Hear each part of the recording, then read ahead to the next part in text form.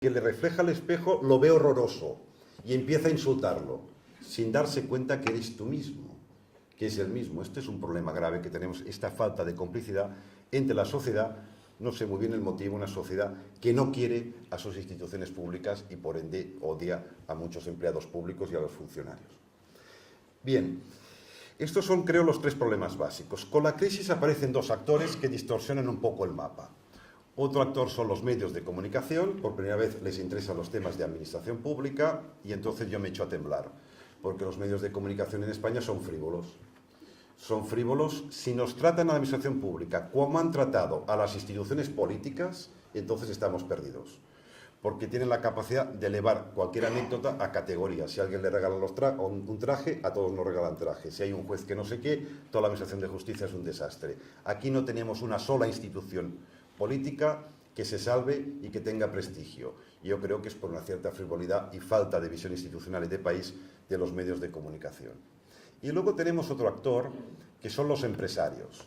Los empresarios últimamente les preocupa mucho lo que pasa en la administración pública y fíjense que están haciendo continuamente informes y propuestas sobre lo que tiene que hacer la administración pública.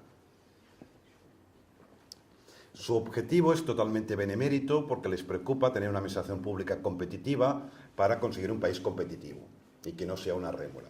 Pero no nos engañemos, tienen otro objetivo que es totalmente legal y legítimo, que ellos tienen un interés muy importante y muy grande en dibujar la futura administración pública, porque en economías maduras como la española, las expectativas de beneficios de futuro se centran en la prestación privada de servicios públicos, por lo tanto, de forma legítima quieren dibujar otro tipo de administración. Bueno, y estos son como 5 actores, y nos llega la crisis, yo pongo el símil, que nos llega fuego. Y nosotros lo esperamos, no de forma pacífica, sino con 5 barriles de pólvora. Porque la mala cultura política es un barril de pólvora, la mala cultura administrativa, la mala cultura cívica, los medios de comunicación frívolos y los empresarios. Y claro, lo que está sucediendo ahora es una explosión totalmente descontrolada. Es decir, la administración pública no está siendo objeto de reforma en cuanto a un cambio razonado, pensado, planificado, sino que está cambiando a golpe de recortes y a golpe de explosiones totalmente descontroladas. Y a mí me preocupa mucho porque todo el mundo, los expertos dicen que la administración pública española dentro de 10 años será radicalmente distinta a la que conocemos ahora. Ahora bien, no hay nadie que me sepa decir cómo será. Y eso me genera mucha incertidumbre, porque va a ser el producto no de algo planificado y pensado, sino producto de estas explosiones totalmente descontroladas. Y claro, salvo suerte absoluta, lo normal sea que la administración pública del futuro sea incluso peor que la actual, porque de estas explosiones descontroladas no puede salir nada bueno. A mí me preocupa que acabemos teniendo una administración pública, que eso ya ha sucedido en algunos países que se han hecho recortes muy agresivos, que se llama administración pública anoréxica, que es una administración pública que de golpe se ha quedado sin musculatura para prestar los servicios básicos que requiere un país. Y al final, si tienes una administración pública sin esta musculatura, al final resulta que el instrumento puede alterar incluso el modelo de Estado como proveedor del bienestar. Pero en España tenemos un Estado del bienestar, aunque no del todo bien definido. Nos sentimos como europeos orgullosos, derecha e izquierda, de tener un modelo de Estado del bienestar distinto al, por ejemplo, que tienen modelo de Estado en Estados Unidos. Pero bien, podría ser que se alteraran estas bases simplemente porque carezcamos del instrumento con la potencia necesaria para poderlo mantener. Por lo tanto, estamos jugando con elementos que no son solo diseños y arquitecturas organizativas, estamos jugando con cuestiones muy serias. Y estas explosiones además se producen con efecto dominó, una pieza hace caer la otra. ¿Esto cómo funciona? Los empresarios sacan un informe, la administración pública es demasiado grande, hay que recortarla, hay que recortar aquí, allí, hay que privatizar, hay que externalizar. Muy bien, los medios de comunicación se hacen eco automáticamente. Bueno, los medios de comunicación no son neutros, pertenecen a grandes holdings empresariales. Luego, la sociedad española, en cuanto se toca la cara a la administración pública y a los funcionarios, aplauden con las orejas. Perfecto, sí, que cobren menos los empleados públicos, que no sé qué, que no sé cuántos. Luego cuando se dan cuenta que son maestros y médicos ya no les gusta tanto, pero bueno. Y luego tenemos al político, que recordemos que el problema del político es que no tiene agenda sobre qué hacer a la administración pública. Y de golpe la agenda se la dan los empresarios. Y los medios de comunicación le presionan para que lo implemente. Y además ve que la sociedad española lo recibe positivamente, pues se pone a implementarlo. Y luego choca con los sindicatos corporativos, los funcionarios estamos muy mal representados, que solo buscan en mantener un conjunto de derechos que quizá son ya absolutamente insostenibles. Claro, si a mí me viene el rector y dice, oye, estamos en crisis, tienes que hacer más horas de clase, ¿qué hacemos los profesores? Ni hablar, dejaríamos de hacer investigación, ya no seremos la primera de España, no sé qué, no sé cuántos, nos resistimos. Pues no, por ahí vamos en mal camino. La idea es verdad, estamos en un momento duro. ¿Más clases? Pues yo hago más clases. Y evidentemente, claro que puedo seguir investigando y haciendo mis tareas. Haré un sobreesfuerzo, porque la ocasión así lo merece, lo requiere.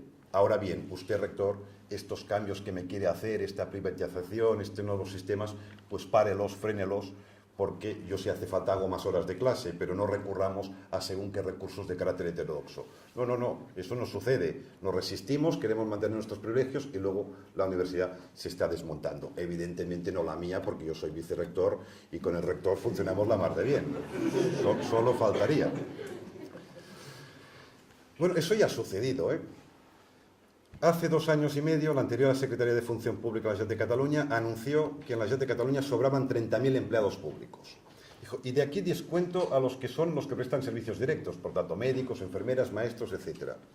30.000. A ver, en la Generalitat de Cataluña, que trabajan 220.000, resulta que si descuentas todos los que prestan servicios directos, solo trabajan 50.000 en los órganos nucleares. Y ella decía tranquilamente que sobran 30.000. Y se fue animando en la entrevista y dijo, porque estos son la grasa de la administración pública. Bueno, a mí me salió una cara de triglicérido, como que yo soy la grasa. ¿Cómo podía hacer este disparate aquella mujer que es muy sensata, ha hecho la carrera de funcionario desde la base, que la conozco? Bueno, porque quizá ya no hablaba ella, quizá ya hablaba en boca del mercado.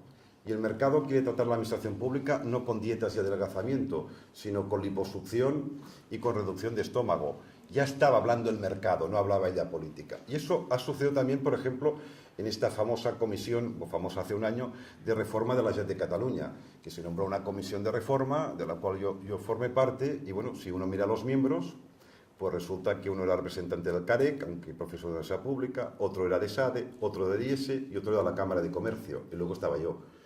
Es decir, lo llevaba el sector privado, el peso, y el gobierno, segundo elemento, nos convoca el presidente de la Generalitat de Cataluña, a mí nadie me ha dicho que esta reunión fuera secreta, por lo tanto yo la explico.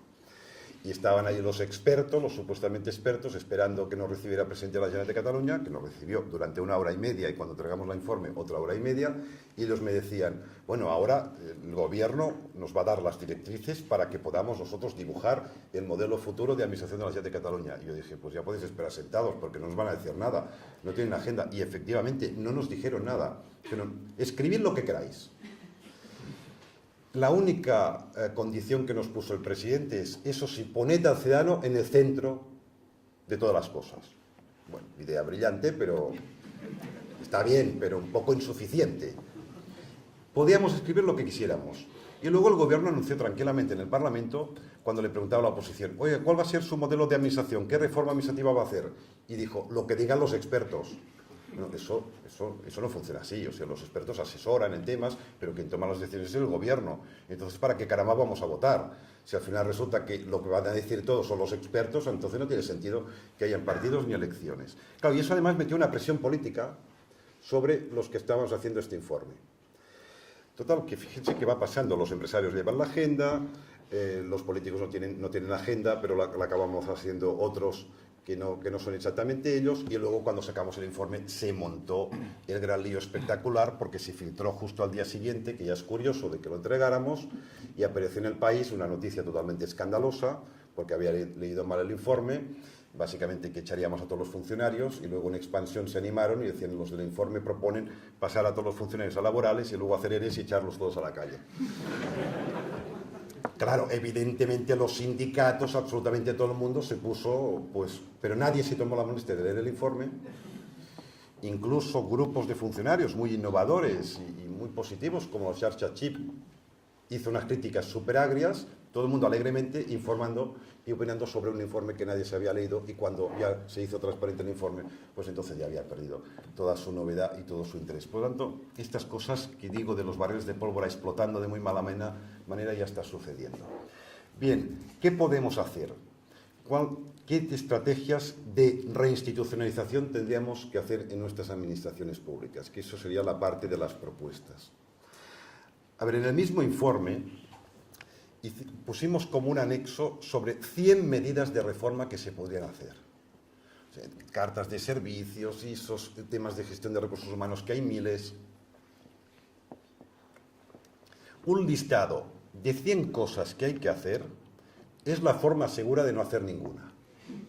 Yo creo que en temas de cambio en la administración pública, que hemos hecho muchos, y muchas microreformas, hemos seguido una lógica de tirar a perdigonada.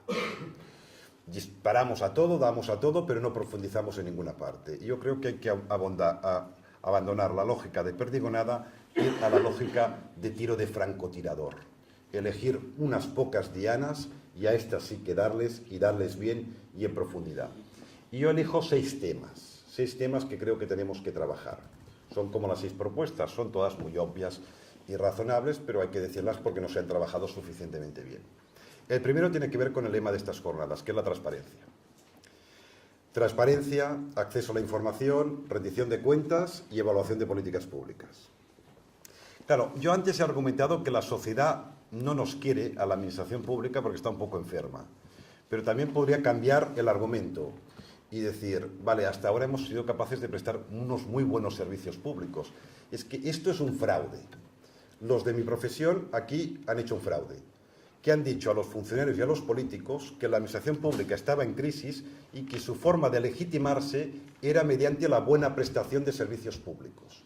Usted se legitima si presta buenos servicios públicos. Hemos prestado buenos servicios públicos y no estamos legitimados socialmente. ¿Por qué? Porque no solo te legitimas prestando buenos servicios públicos, sino además siendo transparente en cómo tomas las decisiones y cómo te gastas el dinero.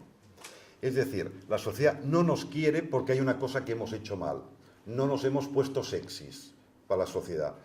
Miren, para un ciudadano, ¿qué es una administración pública? Una administración pública, de una administración pública, no ve nada. Operamos como sociedades secretas. Él lo que ve un ciudadano son las entradas. Yo voto, aquí se hacen los cargos electos, sale un gobierno, vale. Yo pago mis impuestos, entra. Y luego ve que salen servicios públicos, eso sí, de una gran calidad. Pero, ¿cómo se toman las decisiones? ¿Cómo nos gastamos el dinero? Ahí ponemos una cortina y nos ocultamos. Y claro, el ciudadano se mosquea y piensa, estos se ocultan porque son una banda de clientelares, que es cierto que lo somos. Y porque son una banda de corruptos, que ya no es cierto que lo seamos. Y esto es un porcentaje muy bajo, pero claro, si tengo una mancha de sangre aquí en la camisa, nadie mira la camisa, todo el mundo la mancha de sangre. Bueno, esto es la corrupción. Ahora es cierto que tengo la camisa topos, porque hay muchos casos de corrupción. Pero bueno, la mayor parte de la camisa sigue siendo blanca e inmaculada. Pero claro, si lo ocultamos, el ciudadano sospecha lo peor, lógicamente. Transparencia, sí, tenemos la ley, que no es que sea muy buena, la ley de noviembre-diciembre del año pasado.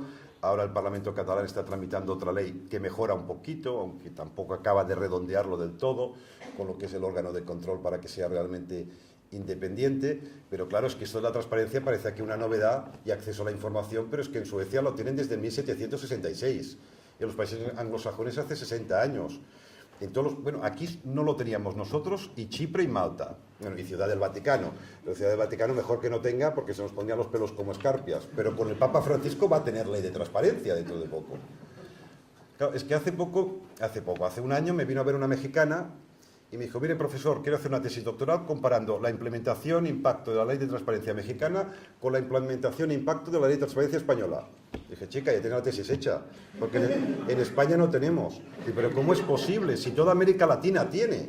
Pues en España no, somos diferentes. Ahora tenemos la ley, pero otra cosa es cambiar la cultura y otra cosa son los reglamentos que la desarrollan y otra cosa ver la aplicación. Rendición de cuentas creo que es la clave, El ciudadano no quiere ver lo que aparece en la web de transparencia de la Generalitat de Cataluña. Eso no lo quiere ver. Al final es una caja que está bien, bueno, pero luego no aporta mucho esta web. La verdad se ha dicho. Perdón por la interventora que la ha defendido mucho. A ella le toca defenderlo, claro. Pero lo que quiere saber el ciudadano es en que te gastas hasta el último céntimo de euro. Y eso no te lo da. Y eso no lo da la ley de transparencia. La ley de transparencia dice que los presupuestos tienen que ser públicos, siempre lo han sido. Y además que ahora hay que informar sobre la ejecución de carácter bimensual de este presupuesto. A ver, el problema de los presupuestos es que no los entiende nadie, ni los que estamos dentro. Y un ciudadano, pues, ¿qué más le da lo que se está ejecutando de algo que no entiende? O sea, el ciudadano lo que quiere saber es en qué te gastas el dinero.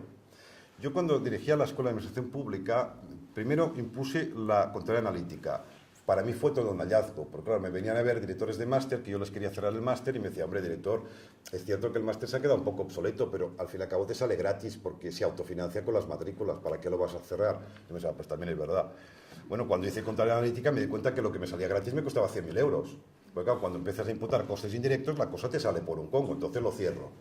Pero la contabilidad analítica era incluso demasiado compleja, y le pedí a mi jefa de servicio de gestión, que ahora es la secretaria de Función Pública de la Generalitat, que me hiciera esto en cuentas como domésticas. Estos son las entradas y estos son las salidas. Es decir, ¿en qué nos gastamos en una jornada como esta? ¿Cuánto le pagamos al conferenciante? ¿Cuánto, si hacemos una comida, un catering, lo que sea, cuánto cuesta todo esto? Y cuando me dio los datos me quedé asustado, porque evidentemente la gestión era totalmente legal y totalmente ética. Pero había un conjunto de gastos que la sociedad no entendería. Esta comida con el ponente, eso lo vive mal la sociedad. Pero bueno, yo en asequible desaliento digo, las hago públicas, me voy a ver al consejero, digo, consejero, somos un centro de innovación, tenemos que dar ejemplo, vamos a ser el primer centro transparente. Y el consejero me dijo, magnífica idea, pero no te lo dejo hacer. Digo, hombre, ¿y por qué? Digo, hombre, porque si tú eres transparente, entonces van a exigir que toda la consejería sea transparente, y eso no tengo ganas, ni estoy en condiciones. Entonces regresé a mi despacho, totalmente frustrado intelectualmente, pero contentísimo como director, porque era mucho más fácil dirigir la institución sin tener que hacer esta rendición de cuentas. Claro, y entonces entiendes cosas de otros países que antes no entendías. Porque una vez me vino a visitar el director de la Escuela Irlandesa de Administración Pública, y cuando lo invito, como agasajo institucional, a comer, él se me pone así todo extrañado y me dice, no me tienes que invitar, yo vengo aquí con dieta. Estos holandeses qué raros que son. Pero claro, luego me vienen los italianos y cuando los invito a comer, los italianos se escandalizan porque los invito a comer. Cuidado, que todos se dejaron invitar. Pero claro, entonces lo entendí. Porque ellos, estas comidas institucionales, en sus culturas ya no forma parte. Porque como tienen que rendir cuentas a los ciudadanos y los ciudadanos esto no lo aceptan, entonces ya no lo hacen. Es decir, que la transparencia en rendición de cuentas económicas, al final la gente lo que le gusta saber es cómo le toman las decisiones y cómo se gasta el dinero. No campañas o publicidad institucional, eso no les interesa. Esto está bien que lo hagamos, pero les interesa esto. Y luego el tema de la elaboración de políticas públicas. Entonces, este es el primer ítem a trabajar. Vamos bien con la ley, mejor con la ley catalana, pero nos falta muchísimo para avanzar y especialmente en el plano estrictamente económico. Segundo elemento. Ya sé que es uno de mis temas, dirección pública profesional, y más después de publicar el libro este de la extraña pareja, la procelosa relación entre políticos y funcionarios. Pero es que aquí hay otro fraude. Aquí tenemos, claro, porque un ciudadano, no muy informado, pero tiene sus intuiciones. Cuando va a votar a un alcalde, resulta que se presenta el carnicero del pueblo alcalde. Hombre, y tú ya sabes que este carnicero buen gestor no es, porque incluso la carnicería está a punto de quebrar. Pero es un hombre empático, tiene un proyecto, unas ideas, tiene complicidad, tú confías en él. No te preocupas mucho que sea un analfabeto en temas de gestión, porque sabes que en el ayuntamiento se va a encontrar un secretario, un interventor y otros funcionarios que han entrado de forma meritocrática y que saben mucho del tema, y entre ambos van a tomar las decisiones, con lo cual tú estás tranquilo. En el fondo es esta pareja la que toma decisiones. Bueno, pues esto muchas veces no es verdad. Muchas veces resulta que el carnicero acaba decidiendo él solito y gestionando incluso las políticas del ayuntamiento. Claro, si tú sabieras que el carnicero lo hace todo porque acaba invadiendo la parte estrictamente profesional de la administración, que ese es un problema que hay en la administración local, como los políticos invaden la parte profesional de la administración pública, entonces ya no votarías al carnicero, votarías a otro porque te va a cometer una carnicería en el ayuntamiento. Pero cuidado, que eso incluso sucede al revés. En Madrid sucede justo al contrario. Yo a veces me pregunto, ¿para qué caramba votamos en las elecciones generales? Si da igual lo que votes. ¿Votas PP, PSOE? Pues no votas a ninguno de los dos, porque ahí lo que mandan son los funcionarios. Una vez estudié la política comercial exterior de España y me di cuenta que la política comercial exterior de España, que es una política importante, no variaba en función de si gobernaba el PP o el PSOE. Eso no tenía nada que ver. Variaba en función de cómo iba la lucha y equilibrio de poder entre los miembros del cuerpo diplomático y los miembros del cuerpo de técnicos comerciales del Estado. Eran los cuerpos los que hacían la política. Cuando Zapatero ganó las primeras elecciones, al cabo de un mes estuve en una comida, unas jornadas, y a mí me tocó estar sentado en la mesa de la comida justo enfrente de un ex alto cargo del PP, que a la vez era TAC, técnico de administración civil, funcionario del Estado. Entonces, mientras estábamos ahí comiendo, el hombre va y me suelta: ahora que hemos ganado las elecciones, todo va a mejorar mucho. Me lo decía uno del PP. Digo, perdona, pero yo creo que despistado no estoy tanto y creo que ganó Zapatero y el PSOE. Dice, no, hombre, no, que hemos ganado los TAC, los técnicos de administración civil. Dije, qué tontería me está diciendo este. Pero me quedé con la mosca detrás de la oreja y empecé a mirar los organigramas del Estado. Y me di cuenta que la mayor parte de cargos políticos eran TAC. Tenía razón, gobernaban ellos. Porque dicen que para ser presidente del gobierno necesitas una agenda con 1000 personas, de 1000 nombres, para colocarlos en los 1000 puestos clave. Y Zapatero, como fue un presidente sobrevenido, tenía una agenda de 50.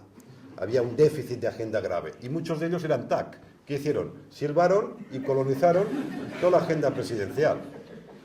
Yo que entonces estaba en la Generalitat de Cataluña, yo me he formado en Madrid, en la Complutense, me he formado en el Estado, los entiendo bien y me han formado ellos, pero no daba crédito porque me encontré con la administración pública más jacobina y centralista que había visto nunca. Y eso que, bueno, Zapatero es de pensamiento difuso, pero más o menos un aroma federal tenía el hombre. Pues no, me lo encontraba centralista y jacobino, porque no gobernaba ni el PSOE ni el Zapatero, gobernaban los TAC. ¿Y ahora quién gobierna? Ahora todos lo sabemos quién gobierna. Gobiernan los abogados del Estado. Pero es que ya la cosa no es los abogados del Estado, es que la promoción de Soraya es conocida en Madrid como la gloriosa. La promoción, porque todos están ocupando cargos políticos muy importantes. Bueno, entonces, claro, esto es un fraude. Cómo los funcionarios acaban ocupando, ya se nota que hay un cierto gusto a pescado hervido en la política del Estado. Hombre, porque lo hacemos funcionarios y no tenemos la chispa propia de los políticos. Este es un problema grave. Y además, a nivel de dirección pública hay otro problema grave de la cúpula donde se toman las decisiones, que es la falta de valentía. En la crisis lo hemos notado mucho. No hay valentía para tomar decisiones. ¿Cómo se hacen los recortes? De la peor manera posible. Si tengo un 10% menos del presupuesto, ¿qué hago? ¿Obligo a todos los ministerios que reduzcan un 10%? No, eso es una barbaridad. Porque eso es hacer precario y cargártelo todo. No, lo que tienes que hacer es tomar decisiones. Esto lo anulo porque ya no sirve y esto en cambio lo mantengo y esto incluso lo incremento porque ahora es más necesario. Hacer recortes lineales es lo peor que se puede hacer, pero es lo que se hace. ¿Por qué? Porque se inhiben. Eso es lo que a mí más me sorprendió cuando entré en el gobierno de la Generalitat de Cataluña. Yo entré en un cargo pequeño, director general. Pero me di cuenta que los otros directores generales, los iguales, no tomaban decisiones, se inhibían y lo elevaban a su superior. Hombre, yo pensaba que si eres director general te pagaban y tenías el nombramiento para tomar decisiones. No tomaban ninguna. Y sus superiores, que son los secretarios sectoriales, para mi sorpresa, también se inhibían y no tomaban ninguna decisión. Y al final todas las decisiones iban a quien manda, que no es el consejero, sino que es el secretario general, que tenía que tomar todas las decisiones de todos los altos cargos, y claro, las tomaba mal porque no podía dominar todos los temas, y además era un cuello de botella con patas, porque siempre iba muy lento tomando decisiones. Claro, ¿y eso por qué sucedía? Porque resulta que aquí tenemos una cultura política donde tenemos a políticos que han hecho de la política una profesión. Y cuando ocupan un cargo, su principal objetivo es mantenerse en el cargo el máximo tiempo posible. Y entonces ya, si tu objetivo es mantenerte en el puesto el máximo tiempo posible, actualmente te conviertes en conservador y en cobarde. Claro, en la administración pública, si no se toma ninguna decisión, no te echan. Es decir, la mejor forma para que no te echen es no haciendo nada. Bueno, de hecho, el máximo reflejo es Rajoy, que ha llegado a presidente del gobierno con esta política. Jamás ha tomado una decisión. Eso en el sector privado es imposible. Si no tomas decisiones te echan si eres directivo. Ah, cierto, si las tomas mal y no gustan arriba te echan. Solo aguantas el puesto si tomas decisiones y aciertas. En la administración pública no conozco a nadie que hayan echado. Te pueden echar si tomas decisiones y luego no has gustado. Pero yo prefería más jugarme el tipo y tomar 10 decisiones y luego ex post, Pues es verdad, al consejero, las dos más acertadas que había tomado, esas no le gustaban y me caían dos collejas, pero ¿qué vamos a hacer? Pero al menos he decidido, hemos hecho, hemos avanzado. Uno dirá, bueno, no hay problema, porque si el político es cobarde, al menos el funcionario sí que es valiente. Porque en el fondo solo tiene sentido que existan funcionarios y que tengan el empleo asegurado de por vida para que no sean objeto de clientelismo, de discrecionalidad y de purgas políticas. Por lo tanto, no todos teníamos que ser funcionarios, ¿eh? Yo, por ejemplo, no tendría que ser funcionario, porque a mí la política no tengo contacto con la política como profesor de universidad. Pero sí los que trabajan en las consejerías, en el ministerio, en el núcleo del ayuntamiento. Están protegidos, por lo tanto, ellos pueden imponer su criterio técnico. Bueno, eso es mentira, porque como tenemos regulación de la dirección pública, como tenemos puestos de libre designación, resulta que los puestos de subdirectores o equivalente a los niveles 30 son totalmente discrecionales y si quieren te cesan al momento. Y en la Generalitat de Cataluña, que es especialmente dura en este aspecto, tú puedes ser subdirector general con el nivel 30 e independientemente de lo que tengas consolidado, te echan a un A21, que es una humiliación, que es donde se ingresa los técnicos superiores, literalmente a hinchar globos y luego petarlos, es decir, no te dan ni trabajo, y luego tienes una retribución de 1.400 euros menos al mes netos, que es un impacto económico fuerte, ¿eh?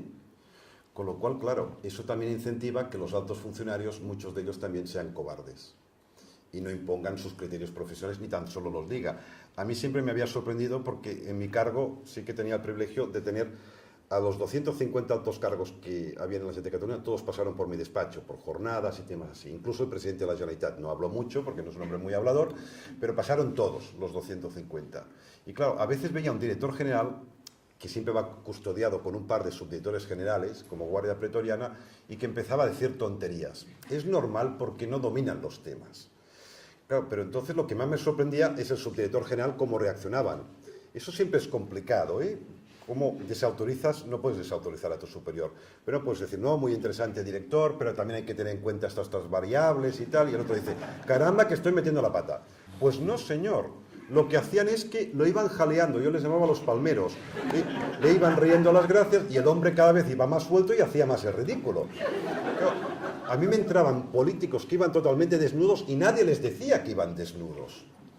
Bueno, pues esa es la función del funcionario, pero no lo hacemos porque hace falta una regulación del espacio directivo. Eso ya lo tienen todos los países avanzados del mundo. Nosotros no. Una carrera de acceso meritocrático y luego una cierta estabilidad y una cierta regulación de la salida. Eso técnicamente es complicado, pero se puede hacer. Ese es el segundo tema. Hay un tercer tema que a mí me preocupa mucho, que es el tema de los datos. Eso tiene que ver bastante con su profesión, pero visto desde otra óptica. Yo una vez hice una conferencia y me dio por hacer la metáfora de Microsoft y dije, el político le toca hacer el PowerPoint. Pocos políticos hacen el PowerPoint, es decir, hacia dónde tenemos que ir. Y a los funcionarios nos toca hacer el Word, que es el relato y la literatura de cómo conseguir estos objetivos. Esto está muy bien, pero todos nos olvidamos del tercer programa, que es muy antipático. Yo decía, hace falta mucho más Excel. Yo detecto que hay una falta dramática de datos dentro de la administración pública para tomar decisiones. Incluso de datos que tenían que ser muy primarios y sencillos, que son datos económicos, datos de impacto económico. Entonces, claro, también me explico que la gente no tome decisiones, porque es que no sabes cómo tomar las decisiones sin ningún tipo de dato.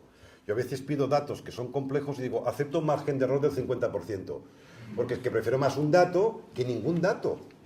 Porque sé que a veces es complejo lograr este tipo de datos. A ver, tenemos la intuición, pero es cierto que estamos recortando y el déficit público va subiendo. Claro, el problema es de ingreso, no de gasto. Pero claro, tampoco está muy claro que estemos recortando bien. Porque quizá nos sucede aquello que lo sabemos por intuición, pero no tenemos datos concretos, de lo que los técnicos en mi materia le llamamos interferencia de políticas públicas. A saber, si yo recorto en política social, me incrementa el gasto en política sanitaria. Tienen vasos comunicantes. Si yo empiezo a recortar la plantilla de trabajadores sociales que hacen acompañamiento a los ancianos en sus casas, por ejemplo, Resulta que estos ancianos están peor cuidados, se ponen más enfermos o incluso se sienten solos y van a charlar con el médico. El problema es que la hora de médico es más cara que la hora de trabajador social. Entonces, este es un caso como bastante evidente, pero nadie lo ha estudiado ni nadie ha visto el impacto económico real. Hace unos meses hice una conferencia en una jornada de mediadores municipales. Yo no los conocía, pero eran muy curiosos. Hacían todo tipo de mediaciones, mediaciones de consumo, mediaciones sociales, aquello con minorías étnicas, con inmigrantes, mediaciones incluso familiares, de carácter conyugal, padres e hijos, todo tipo de mediaciones. Bueno, y yo les dije, seguramente dentro de un año ninguno de ustedes va a trabajar aquí. Claro, no fui la persona más popular en aquel momento, se enfadaron muchísimo. Digo, porque claro, ustedes no utilizan el Excel y no tienen datos para defender el de su profesión, solo defienden el valor social. ¿Pero qué puede suceder? Pues puede suceder que el alcalde, que tiene que recortar más y más y agobiado sin saber qué recortar, de golpe pregunte, caramba, ¿qué hacen estos mediadores municipales? Pues mire, alcalde, resulta que hacen todo tipo de mediaciones de integración social, de barrio, de pareja, familiar. Y el alcalde va a decir, qué bonito, qué confort más grande que estamos dando a nuestros ciudadanos, ¿eh? Pero claro, es que esto no es Suecia. Esto yo no lo puedo pagar. Eso ya son políticas de lujo. Y os van a cerrar. Cuando vosotros seríais un caso, claro, de interferencia. Y estoy diciendo que, lo que hay que hacer son sumas y restas. Y lo complicado es la asignación de costes a nivel conceptual. Es decir, usted por cada 10 mediaciones que hace, si no las hiciera, ¿cuántas acabarían en juicio? ¿Cuántos acabarían en una intervención judicial? ¿Cuántos acabarían uno en la prisión? Eso no se puede saber a ciencia exacta, pero vamos a hacer estimaciones. 2 de cada 10, o 1 de cada 10, o en la cárcel 1 de cada 50, algo que sea razonable y tengamos un cierto consenso. E imputemos costes, porque claro, en costes de otras políticas públicas es enorme. Imputando estos costes, podríais defender vuestra profesión en cuanto a valor económico, que ahora se mira mucho el tema económico, pero no tenemos este tipo de datos. Nos hace falta, yo creo que habría que crear, si antes fue todo un logro de gestión, técnicos de administración general, yo creo que ya en el futuro nos hacen falta técnicos en gestión de información. Crear un ámbito funcional donde hay gente que domine las tecnologías, que domine la estadística, que domine los datos, que domine los conceptos, que domine técnicas cualitativas, porque cada vez más en la administración pública compleja del futuro, y además con lo que voy a contar a continuación, hace más falta técnicos en gestión de la información. Que no tienen que ser muy numerosos, pero que la administración pública tiene ciertamente muy pocos, bueno, ni reconoce este tipo de empleo ni competencia. Ese es el tercer elemento. El cuarto elemento va a parecer como muy tonto, pero el cuarto elemento tiene que ver con gestión de recursos humanos. Bueno, esto es un mundo, y se podría explicar muchísimas cosas en temas de función pública. Por ejemplo, lo que está muy de moda es hablar siempre de evaluación del desempeño en la administración pública. No me parece bien y es interesante, pero yo siempre digo que la evaluación del desempeño es como el muñeco en un pastel de bodas, o la guinda de un pastel, que llama mucho la atención y todo el mundo habla de él, pero que antes hay que tener pastel. Antes tiene que haber torta. Y aquí estamos hablando todos del muñeco y no tenemos el pastel hecho. Y la base del pastel está en el sistema de acceso a la administración pública.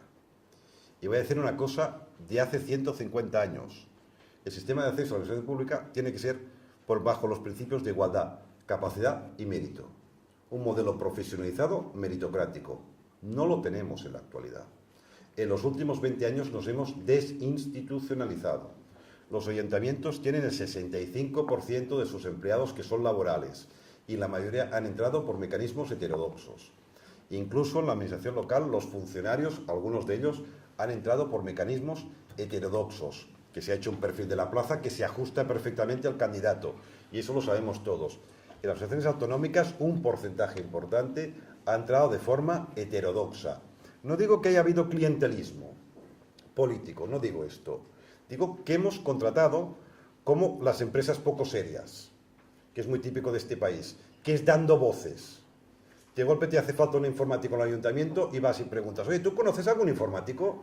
Dice, mira, el hijo de mi vecina se acaba de licenciar, ah, pues que venga. Ah, qué chico más simpático, nos lo quedamos. Hombre, es un sistema poco depurado de reclutar.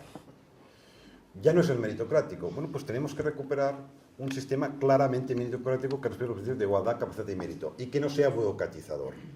Y aquí, sin cambiar la ley, se pueden hacer sistemas de oposiciones que sean claramente meritocráticas, que haga aflorar a los mejores que quieren ir hacia la administración pública y que no sean tan barrocos. Bueno, eso ya son temas más técnicos que tengo trabajados, pero no nos olvidemos, la meritocracia, principio antiguo, lo hemos perdido en los últimos 20 años. Quien no lo ha perdido es el Estado. Luego sus oposiciones son una barbaridad porque son muy memorísticas y realmente no se miden ni actitudes ni aptitudes, pero ese es otro problema. Y luego ya los dos elementos que quedan, uno tiene que ver con el e-gobierno. Yo creo que el e-gobierno, su implantación de la administración, hemos conseguido una mayor calidad de servicios públicos a los ciudadanos, un mayor confort, hemos mejorado mucho el front office, pero quizá no lo hemos utilizado suficientemente para mejorar el back office y para regenerar y modernizar las administraciones públicas. Y además no hemos sacado todavía partido de los elevados niveles de eficiencia que nos puede aportar, o incluso de economía. Yo llevo en mi universidad, me toca siempre la cartera, entre otras que es la tecnológica, llevo implantando, otra vez que fui rector, hace 12 años, muchos proyectos tecnológicos, ahora vuelvo a estar con el tema. Y cada vez que implantaba un producto tecnológico, yo preguntaba a gerencia cuántas horas de trabajo administrativo nos ahorramos. ¿Cuántas? 5.000, 6.000. Entonces sé que sobran de golpe 4 administrativos en mi universidad, que no era para echarlos, sino era para luego emplearlos en otras competencias que eran nuevas. Llevo esperando 12 años esta respuesta, aún no la he recibido. Y la cuestión es que vamos implantando cada vez más tecnología que cada vez está quitando más trabajo y carga administrativa y no reducimos la plantilla dedicada a estos temas. Bueno, esto es un problema grave que tenemos que afrontar. Tenemos que hacer redimensionamiento de plantillas aprovechando la gran simplificación de tarea administrativa que implica el e-gobierno. Y luego quizá utilizarlo de una forma imaginativa. Seguramente os va a parecer muy heterodoxo, pero yo a veces pienso que estos de los controles previos en intervención, quizá a veces no hacen falta. En mi universidad, que tenemos proyectos de investigación y que todo es muy proyecto, muy complicado, si empezamos a hacer controles previos, al final ya la investigación no acaba de funcionar. Yo entiendo, lo respeto, como he dicho al principio, pero ¿no teníamos unos mecanismos un poco más sofisticados, como por ejemplo que el que hace algún tipo de control económico tenga acceso en tiempo real a la intranet y pueda estar mirando cómo todos estamos gestionando? Porque en el fondo todos lo hacemos mediante la intranet. Estoy diciendo que cambiando este rol, convirtiéndose el controlador en un gran hermano, en el sentido literal del término, que lo está mirando todo, que lo hace por muestreo, que cuando detecta un problema entonces investiga y frena aquel procedimiento, yo creo que se podrían conseguir unos sistemas de control igual de eficaces que actualmente, pero que no obstaculizaran la fluidez de la gestión. Solo lanzo una idea, pero creo que en e-gobierno no somos suficientemente imaginativos y no le sacamos suficiente partido. Y luego, el último tema es los partenariados público-privado. Evidentemente, este es el futuro de la administración, esta conjunción sector público-sector privado. Yo vislumbro una administración de futuro que tendrá muchos menos empleados públicos que los actuales, de los cuales solo unos pocos serán funcionarios, pero que estos empleados públicos todos tendrán titulación universitaria y todos han de tener un tipo de competencias más importantes en planificación, en control, en evaluación, en gestión de la información básicamente, y también conocimientos de gestión privada, tanto en el sector privado como en el tercer sector. Porque es cierto aquello que dicen los de la gestión pública, que mejor timonear que remar, es decir, que remen ya muchas veces las organizaciones privadas y que la administración pública se encargue de llevar el timón. Yo creo que este modelo de externalización que ya tenemos muy avanzado se va a radicalizar, y por más que en la literatura a mí se me conoce como la anti-externalización, eso no es cierto. Yo lo que pasa es que he criticado la mala externalización, que es distinto. Bien, si este es el futuro, de hecho ya es el presente, lo que tenemos que ver es hacerlo esto bien, llevar el timón, y creo que ahora lo estamos haciendo muy mal, el tema de la externalización. No me puedo extender mucho, pero para ir rápido, el tema de externalización hay 3 problemas. ¿Por qué externalizamos? Si tiene que haber límites a la externalización, y el tercero es cómo controlamos y evaluamos las externalizaciones. Yo he hecho análisis empírico sobre esta materia, tengo 2 o 3 libros sobre la materia, y lo que he descubierto del análisis empírico es que nosotros externalizamos, y estoy generalizando, la administración pública de forma reactiva y no proactiva. Es decir, teóricamente nosotros externalizamos para buscar al sector privado mayor eficacia y mayor eficiencia, mayor calidad de servicios y a menores precios. Esa tiene que ser la intención fundamental.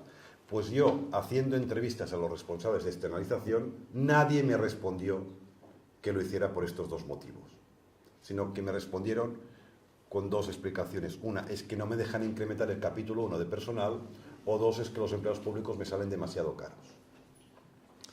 Independientemente de estos argumentos, el problema es ya es de base. Es decir, no externalizamos de forma proactiva, sino externalizamos porque dentro de la administración pública no nos aguantamos, se nos quema el edificio y entonces nos arrojamos a la ventana de la externalización.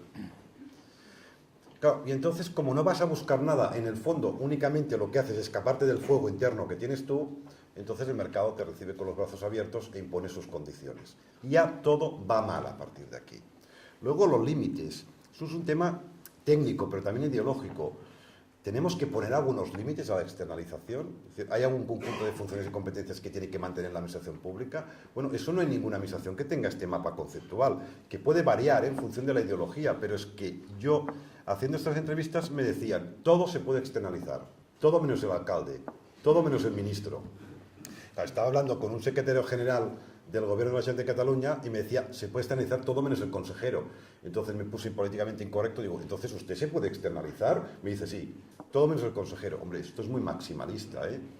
Quizá teníamos que ver temas de seguridad, temas de información confidencial de los ciudadanos, temas de derechos fundamentales, temas muy críticos, la inteligencia, que también la tenemos externalizada, las tecnologías. Pero aquí es la selva absoluta y eso, cuidado, mejor timonear que remar, pero tenemos que llevar el timón, ¿eh? Yo creo que estamos externalizando también el timón y entonces tenemos un problema. Y finalmente todo eso funciona si se controla y se evalúa. Y ahora empíricamente no se controla nada bien. De hecho es justo al contrario. Externalizar una cosa y casi te olvidas. Evidentemente no en el ámbito sanitario, que es muy crítico, y en el ámbito educativo, pero el resto de los ámbitos, ¿por qué? Porque no hay profesionales especializados en control y evaluación. No lo saben hacer. Y además es que no hay plantillas ni recursos previstos para ello. Aquí, claro, como se externaliza de forma reactiva, un representante de una empresa de servicios públicos va a ver a un alcalde, el alcalde está por ahí y le dice, señor alcalde, ¿sabe usted cuánto le cuesta prestar esta política? Y el alcalde pega un bote en la silla porque lleva años preguntándoselo a sus funcionarios y nadie se lo ha dicho. No, alcalde, no se lo puede decir, el presupuesto es muy complicado, la plantilla, uno está aquí, destinado allí, pero lo paga el otro, no sabemos lo que vale.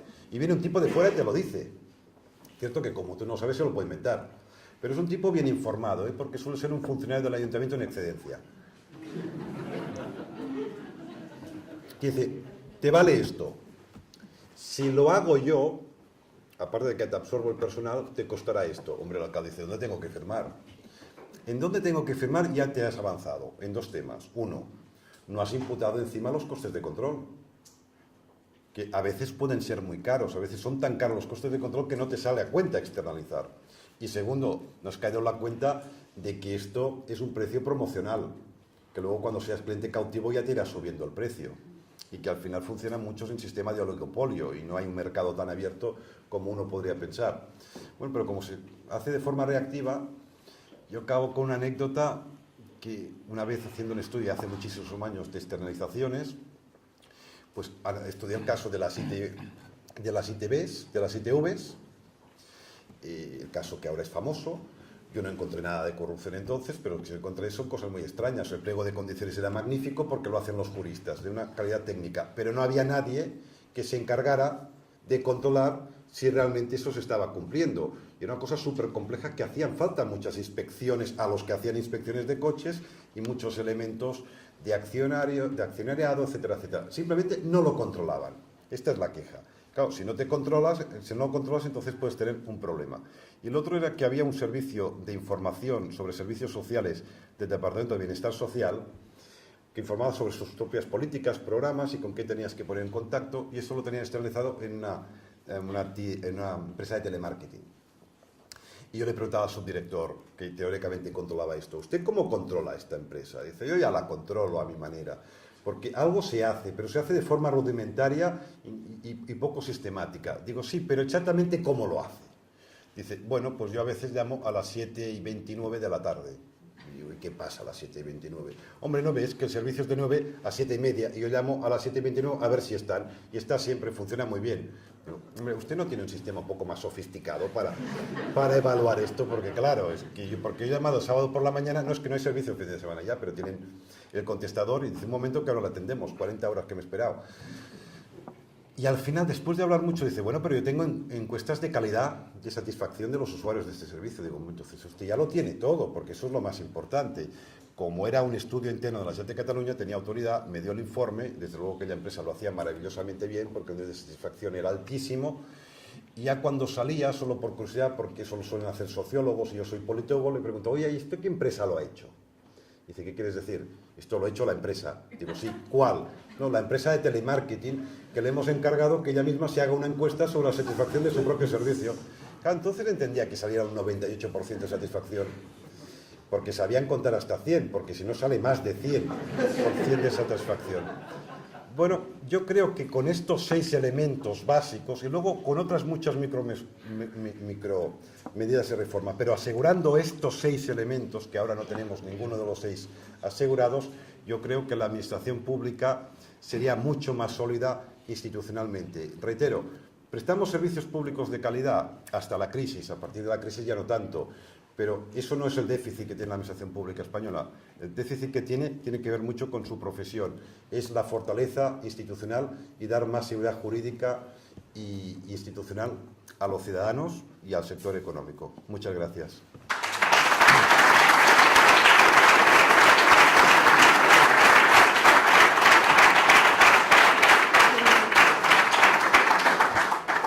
Muchas gracias, Carlos. Bueno, como habréis visto, ha sido una intervención brillante.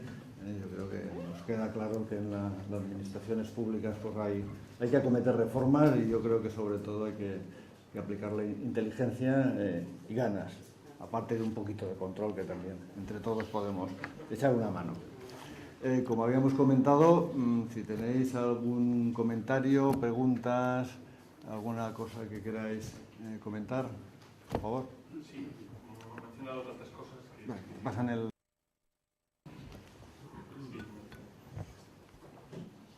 Sí, me ha gustado mucho la conferencia.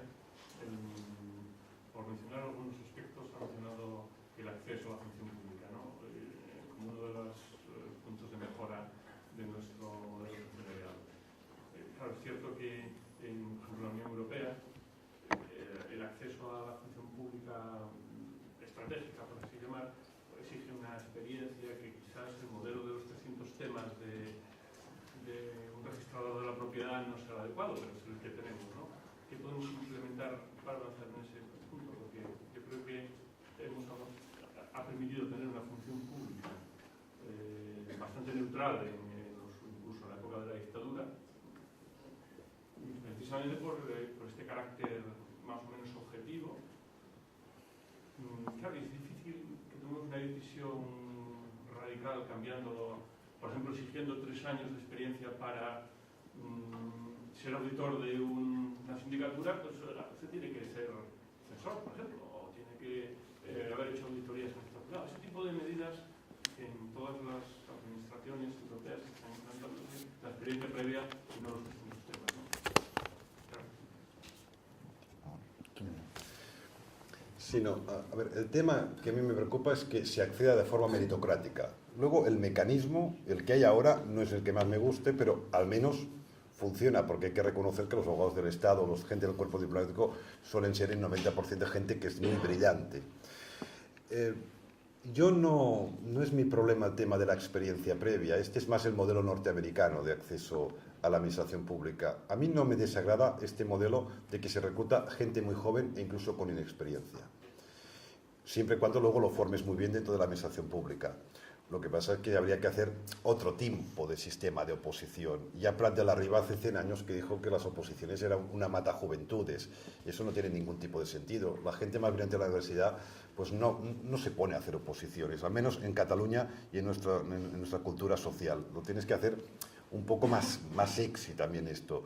Yo creo que con unos sistemas de unas oposiciones quizá un poquito más prácticas de medir potencialidades y capacidades de las personas, que fueran como un tipo de selectividad y que solo les implicara estudiar unos 6 meses, porque hay algunos elementos y algunos temas que sí que tienen que conocer necesariamente, y hacerlos de forma muy fluida, y luego hacer una formación de entrada de 6 meses o 9 meses. Yo creo que con esto sería suficiente para tener a magníficos empleados públicos. Los que tenemos ahora ya son buenos, ¿eh?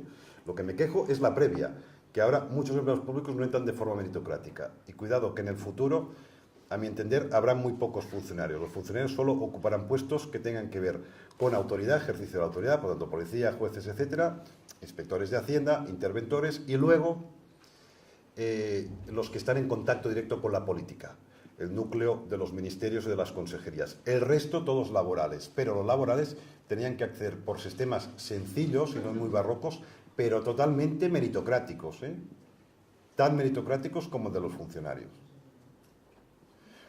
Yo tengo, como estamos conectados, ya te mandaré, tengo un papel que explica los detalles de cómo cambiar el sistema de acceso, porque lo trabajé hace relativamente poco. Bueno, muchas gracias. ¿Alguna otra pregunta?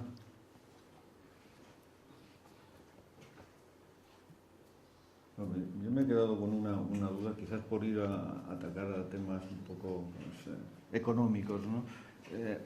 De acuerdo con las cifras de ingresos que antes nos ha apuntado, ingresos y gastos que nos ha apuntado Daniel Faura en su intervención, parece que en este momento presumiblemente hay más empleados públicos de los que pueden pagar algunas administraciones públicas, ¿no?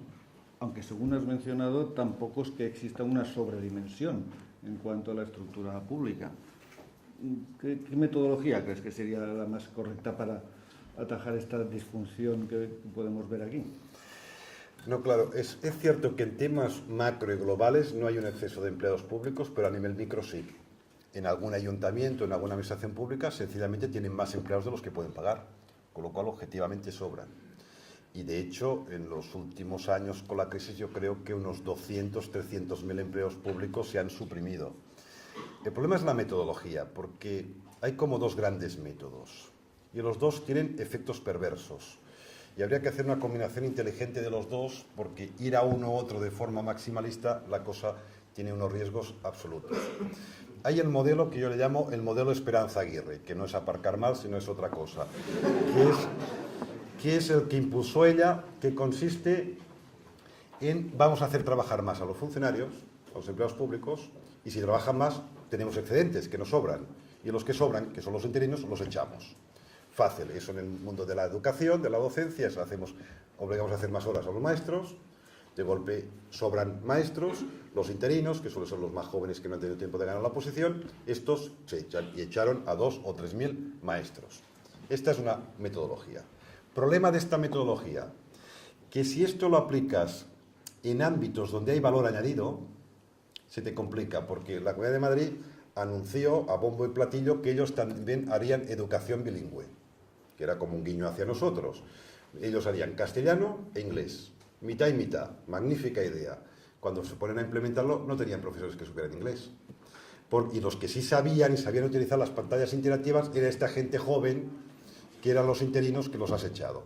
Con lo cual, tienes un problema. Eso se puede hacer en algunos ámbitos, por ejemplo, la gestión interna, donde todo es más rutinario, más clásico, y tanto lo sabe hacer uno antiguo como uno nuevo, pero aquellas materias donde hay un gran reciclaje, eso puede ser una auténtica tragedia. Y luego hay el modelo Artur Mas, el modelo catalán. El modelo catalán es no echemos a nadie. Es uno de los grandes principios. Ya sé que se ha echado a gente, pero no es suficiente. No echemos a nadie. Entonces lo que vamos a hacer, como si fuéramos una cooperativa o estas empresas que van de buen rollo, nos bajamos todos el sueldo para no echar a ningún compañero. Bueno, eso tampoco funciona, ¿eh? Porque claro, una cosa es que te bajen el sueldo una vez, otra que te bajen otro. Pero aquí tenemos médicos en Cataluña que han visto reducido su sueldo en los últimos 4 o 5 años el 35%. ¿Alguien va a pensar que un médico que le reducen el sueldo del 35% se va a quedar tan tranquilo y pasivo, que no va a hacer nada? A ver, el primer impacto negativo de este modelo es la desmotivación. A ver, si a mí me bajan el 10% del sueldo, automáticamente voy a rendir el 10% menos. Pero como a mí me cuesta mucho saber qué es el 10% menos, hago el 50% menos y así no pierdo. Con lo cual tenemos una baja productividad. Pero eso no es lo que más me preocupa. Lo que más me preocupa es la desprofesionalización que implica ir pagando mal a los empleados públicos y precarizados.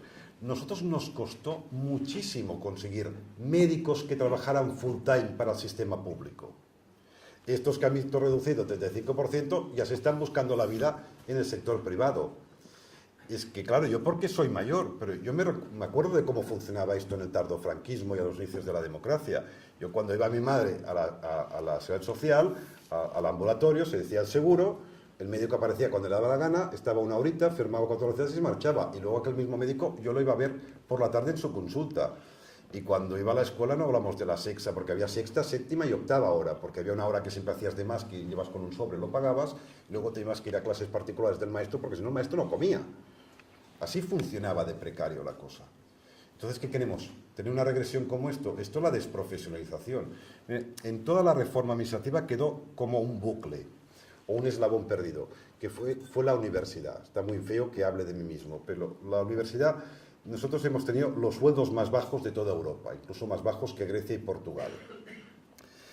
Bueno, esto es una tragedia, porque yo soy el profesor universitario más barato de Europa, pero la hora de clase que yo doy en la universidad pública es la más cara de Europa. Lo barato sale caro, porque claro, como cobramos tan poco por nuestra categoría y nivel, tenemos un régimen formal de compatibilización y material informal de compatibilización. Todo el mundo lo entiende, este hombre se tiene que buscar la vida. Que claro, luego resulta que nuestra dedicación básica a la profesión es escasa. O sea, lo barato sale caro. O sea, a mí ahora me dicen que me suben el 30% de sueldo, pero que soy incompatible con todo, por ejemplo, hacer esta conferencia, a mí me destroza la vida, ¿eh? Yo ya me he acostumbrado a este modelo. Este modelo a mí me va muy bien, pero al sistema público no le va nada bien. Bueno, pues esto es lo que vamos a conseguir con los buenos profesionales de la administración pública, que todos funcionen como profesores universitarios, que vamos por todos los sitios que parecemos taxis, ponemos el taxímetro en cuanto empezamos a hablar. Y claro, la que podemos no vamos a dar nuestras clases, porque el que fuera pagan. Y eso no tiene ningún tipo de sentido. Por lo tanto, habría que hacer una combinación inteligente entre las dos medidas para intentar apagar al máximo estas externalidades negativas. Si se hacen así a lo bestia, a lo bruto, pues estas son las consecuencias. Es cierto, como no te has puesto a dieta en su momento, ahora hay que hacer cirugía, y cuando es echar a gente, hace sangre, y consecuencias negativas tiene, de todo tipo. Pero estos maximalismos en estos dos caminos pues me parecen muy malos, en un sentido o en otro. Muchas gracias. ¿Una pregunta más? Bueno, como ya andamos un poquito pasados del tiempo, para no ir demorando la sesión, pues agradecerte, Carles, pues toda tu conferencia. Muchas gracias. Ha sido realmente brillante. Gracias. Muchas gracias. Gracias.